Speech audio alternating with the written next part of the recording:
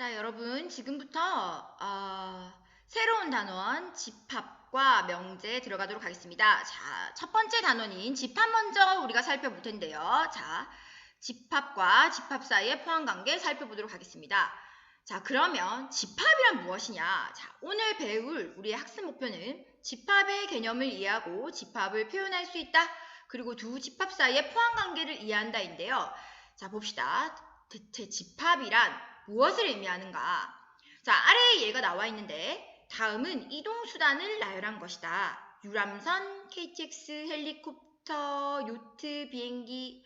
자, 이것 중에서 여러분 강에서 탈 수 있는 이동수단을 모두 나열해 보자고 했는데 뭐가 있을까요? 여기에서 이 5가지 중에서 KTX는 강에서 갈 수 있을까요? 안 되겠죠? 노노. 헬리콥터는 강에서 달릴 수 있을까요? 너무 힘들겠죠. 상식적으로 안 될 것 같습니다. 비행기도 마찬가지죠. 그래서 강에서 탈 수 있는 이동수단이라는 것은 여기서 유람선 그리고 요트가 합리적이겠죠. 얘네 두 개를 나열할 수 있습니다. 그런데 많은 사람이 탈 수 있는 이동수단을 모두 나열해보자 그랬는데 많은 사람? 대체 몇 명이 많은 사람이죠?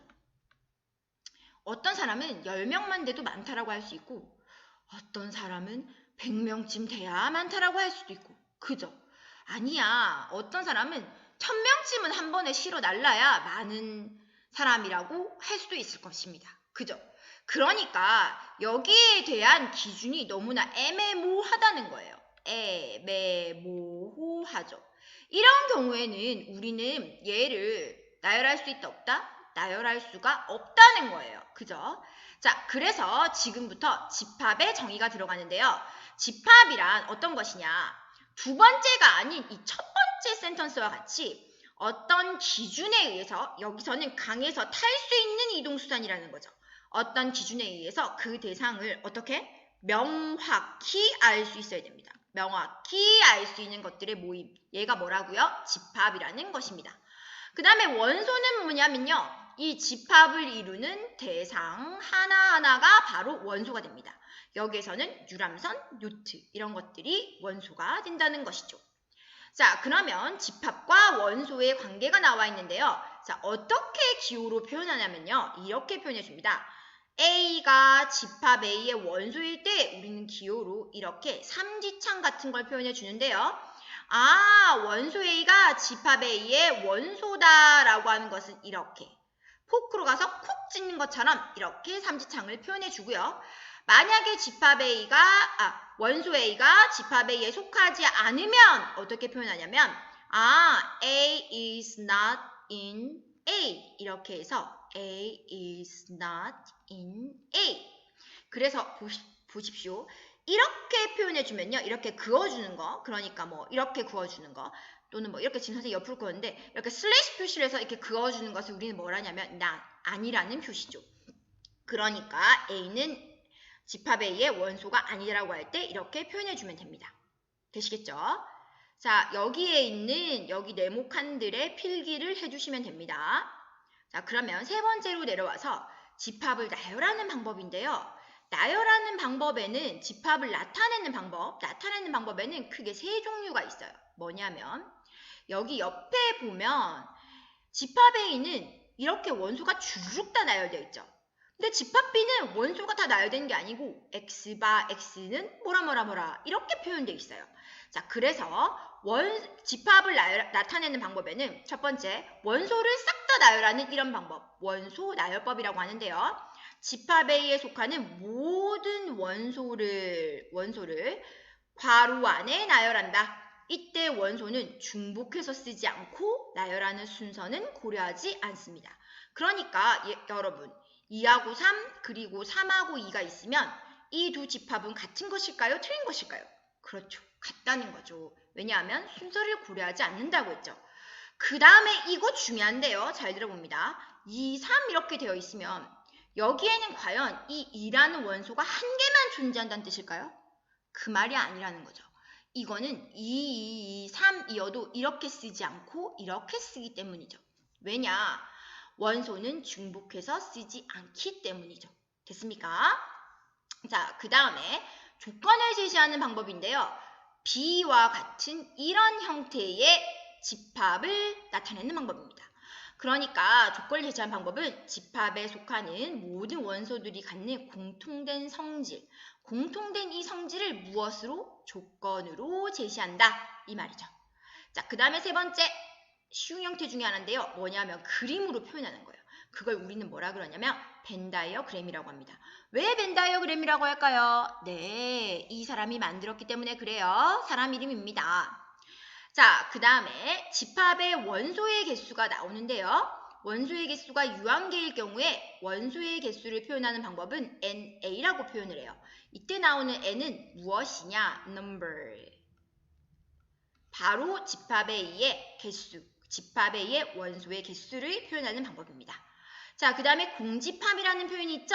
공집합은 뭐냐면요. 원소를 하나도 갖지 않는 집합이에요. 그래서 얘를 우리는 기호로 파이라고 표현하는데요. 이때 파이는 얘입니다. 파이. 그리고 이것도 파이라고 표현하죠? 얘는 파이죠. 그죠?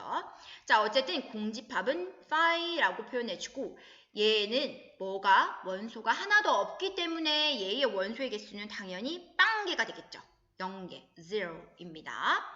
자, 그러면 지금부터 선생님이랑 같이 탐구 1번, 2번, 3번, 4번 이런 걸 통해서 문제를 통해서 집합에 대해서 조금 더 자세하게 이해를 해볼 텐데요. 그렇게 어려운 내용이 없기 때문에 충분히 이해할 수 있을 거라고 생각이 됩니다. 다시 한번 얘기하지만 선생님의 어떤 속도가 빠르면 자기 페이스에 맞게 잠시 스탑 버튼을 누르고 필기를 하고 또다시 플레이 버튼을 누르고 이렇게 또 다시 진행을 하고 이렇게 하면 되겠습니다. 다음 중에서 집합인 것을 모두 찾아내고 그 집합의 원소를 구하시오 되어 있죠. 12i 홀수의 모임 구할 수 있나요? 네, 구할 수 있습니다. 1, 4, 5, 7, 9 이렇게 쓸 수 있죠. 그죠? 그러니까 얘는 집합이 맞다 아니다? 맞습니다. 자, 추운 나라의 모임. 어느 정도 추워야 춥죠? 우리나라도 몇 년 전만 해도 겨울에 한파가 오면 정말 추웠거든요. 그런데 지난 겨울이었나? 그렇게 춥지 않았어요. 겨울인데도 막 낮에 20도까지 올라가고 막 그런 적도 있었거든요. 그러니까 이게 참 춥다라는 이 기준도 참 애매모호하고 지구온난화 때문에도 더 애매모호하고 참 그렇죠. 그래서 우리가 지구 환경에 대해서 좀 더 생각해봐야 되겠다는 이런 생각도 들고 어쨌든 그렇습니다. 그래서 얘는 집합이 된다 안 된다? 안 돼. No. 축구를 잘하는 사람들의 모임. 이걸 물어보니까 어떤 반에서는 자기 반 학생이 축구를 잘한다고 이렇게 막 얘기를 하는데 그렇죠.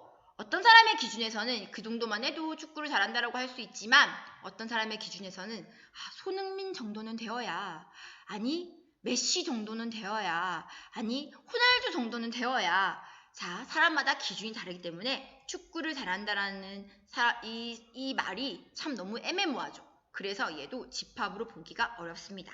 그죠? 근데 얘는요. 방정식 얘의 해의 모임 너무 좋죠. 딱 떨어지죠. 0하고 1. 이래서 수학이 멋지죠. 그래서 1번과 4번 얘 두 개는 집합이 되고 그 원소를 정확하게 구해낼 수 있는데 2번과 3번은 집합이 불가능합니다. 그죠? 자, 20의 약수의 집합을 A라고 할 때 자, 다음 네모 안에 기호 중에서 알맞은 것을 써놓으시오 돼 있죠. 20의 약수의 집합 A 자, 뭐 있나요? 그렇죠. 1, 2, 4, 5 그 다음에 뭐죠? 10, 20 맞습니까? 자, 지금 우리가 하고 있는 이 내용에서의 어떤 약수 또는 배수라는 말에서의 그 값들은 자연수에서 지금 보도록 하겠습니다. 자, 그거를 큰 전제로 깔고 할게요. 자, 그러면 이때에 이 괄호 안에, 이 네모 안에 이 기호 중에서 알맞은 것을 써놓으시오 라고 되어 있는데 맞나요? 네, 맞습니다. 5는요, A의 원소가 맞죠. 6은요, 맞나요? 아닌가요? 아니라는 거죠? 그러면 어떻게? Not in A. 그죠? 그리고 이건요, 10은요, 맞아요. 그러면 어떻게 되나요? 3지창을 꼭 찍어요. 그죠? 15는 아니에요. 그러니까 이렇게 그어줘요. 그죠? 얼마든지 풀 수 있겠죠? 그렇게 어려운 내용들이 아니죠? 자, 여러분, 집합과 원소에 대한 개념이 조금 잡히나요? 그렇죠? 자, 3번에 보면 다음 집합을 원소를 나열하는 방법으로 나타낸 것은 조건으로, 조건은 원소로 이렇게 표현되어 있죠. 볼까요? 얘를 조건으로 지금 얘는 주룩 나열되어 있으니까 조건으로 표시해줘야 되는데 그러려면 어떻게 되죠? 이 원소들이 갖는 뭘 찾아야 된다고? 공통된 성질을 조건으로 제시해야 되죠. 뭔가요? x바 x는 1, 2, 3, 4, 6, 10이니까 어허 한눈에 보이는 거 12의 약수죠. 맞습니까? 아까 선생님이 대전제를 깔았습니다. 여기서 지금 하고 있는 이 값들 x 또는 이 지금 하고 있는 약수나 이런 값들은 전부 다 뭐다? 자연수 범위에서 지금 하고 있습니다. 자, 그 다음에 얘는 뭐죠? 조건이 표현됐으니까 우리는 이걸 어떻게 해줄까요? 네, 원소로 주르륵 나열해보자는 거죠. 30 이하의 6의 배수는요. 6, 12, 18, 24, 그 다음에 뭐요? 30 이렇게 표현이 가능하죠. 선생님 말 들었습니까? 할 수 있겠죠? 네, 할 수 있습니다. 자, 다음 집합을 벤 다이어그램으로 나타내시오. 이렇게 되어 있죠. 12보다 작은 소수의 집합을 A라고 했어요. 그럼 뭐죠? 얘들아, 소수의 정의가 뭐지? 다시 한 번 더 짚고 넘어갈까? 소수가 뭐죠, 여러분? 그렇죠. 1과 1이 아닌 자기 자신만을 약수로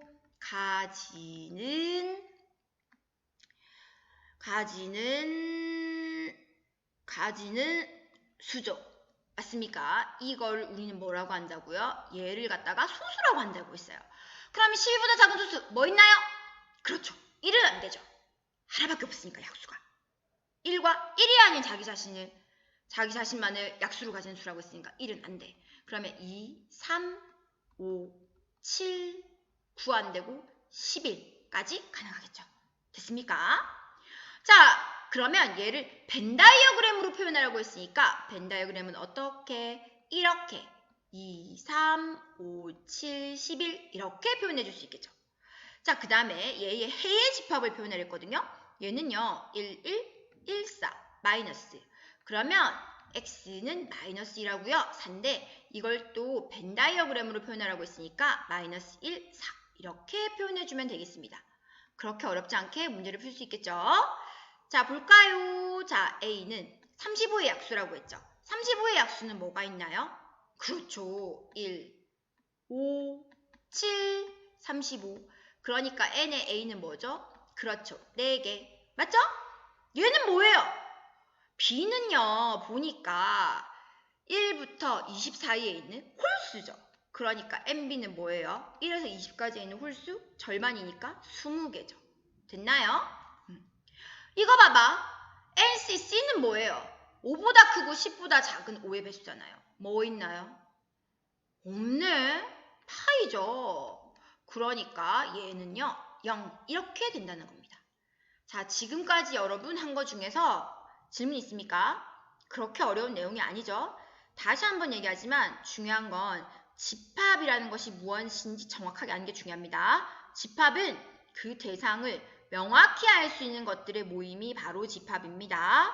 그리고 원소는 집합을 이루는 대상 하나하나이고 기호로 이렇게 삼지창을 찍어서 표현합니다. 아닌 경우에는 여기 위에 이렇게 아니다라고 슬래시를 그어주면 됩니다. 됐습니까?